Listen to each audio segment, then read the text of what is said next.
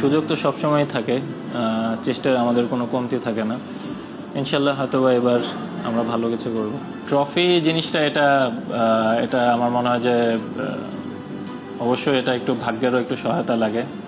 আমরা কয়েকটা হয়তোবা মেগা ইভেন্টে খুব কাছাকাছি গিয়েছিলাম, বাট আনফর্চুনেটলি আমরা পারিনি।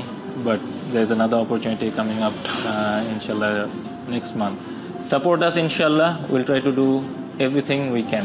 ন্যাশনাল টিমকে রিপ্রেজেন্ট করা, এটা সেটা সিরিজ হোক, কোনো মেগা ইভেন্ট হোক, সবসময় স্পেশাল।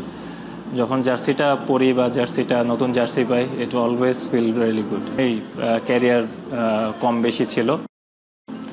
আমি সবসময় আল্লাহর উপর বিশ্বাস করি, আল্লাহর কাছেই সবসময় আমার যা কিছু বলার আমি বলি, এবং আমি সবসময় বিশ্বাস করি আল্লাহ হচ্ছে বেস্ট প্ল্যানার।